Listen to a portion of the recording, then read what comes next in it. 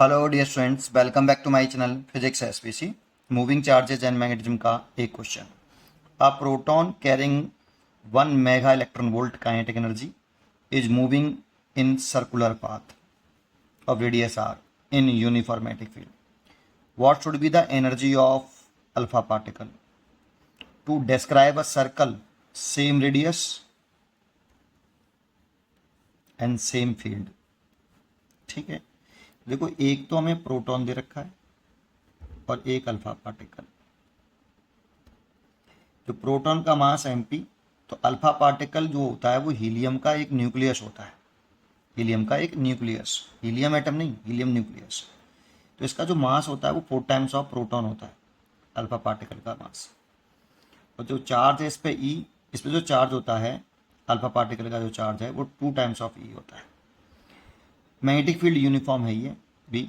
Radius भी same दे रखा है, इसकी रेडियस, प्रोटॉन की रेडियस और अल्फा पार्टिकल की रेडियस गिवन है कि प्रोटॉन की रेडियस और अल्फा पार्टिकल की रेडियस सर्कुलर पाथ की सेम है, सेम रेडियस पर सर्कल में रिवॉल्व कर रहा है। ठीक है, काइनेटिक एनर्जी प्रोटॉन की हमें दे रखी है यहाँ 1 मेगा इलेक्ट्रॉन वोल्ट, और kinetic energy of alpha particle हमसे पूछ रहा है। देखो जब कोई चार्ज पार्टिकल मैग्नेटिक फील्ड में परपेंडिकुलर मूव करता है तो उसका पाथ सर्कुलर होता है। ठीक है, ये हम जानते हैं। और सर्कुलर पाथ की जो रेडियस होती है r equal to m v बटे क्यू बी होती है।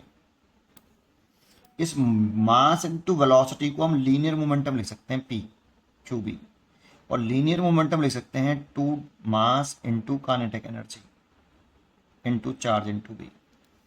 अब ये लीनियर मोमेंटम ये कैसे आ गया? तो काइनेटिक एनर्जी का फॉर्मूला होता है हाफ एम वी स्क्वायर। ऊपर नीचे एक m का मल्टीप्लाई कर लीजिए आप, तो ऊपर लिख पाओगे आप एम वी का होल स्क्वायर, नीचे लिख पाओगे 2m, और ये हो गया पी स्क्वायर अपॉन 2m। तो काइनेटिक एनर्जी की जो वैल्यू आई वो पी स्क्वायर अपॉन 2m। यहाँ से अगर p निकालोगे तो 2m इंटू के और रूट में आ जाएगा, तो p लिख दिया। तो काइनेट जी का फॉर्मूला, ये रेडियस का ये वाला फॉर्मूला में याद होना चाहिए। अब क्वेश्चन में, अब क्वेश्चन में कह रहा है कि दोनों के रेडियस बराबर है बोला है, और मैग्नेटिक फील्ड भी सेम है, सेम रेडियस है, सेम मैग्नेटिक फील्ड है। तो बस प्रोटॉन की रेडियस को अल्फा पार्टिकल की रेडियस के बराबर कर लो, ये वाला फॉर्मूला लगा लो।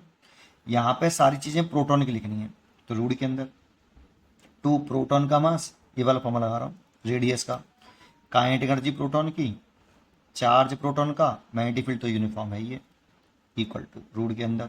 अब अल्फा पार्टिकल लिखना है, 2 मास अल्फा पार्टिकल का, काइनेटिक एनर्जी अल्फा पार्टिकल की, चार्ज अल्फा पार्टिकल का जो कि 2e है, और मैग्नेटिक फील्ड भी। ई से तो ई कैंसिल हो गया।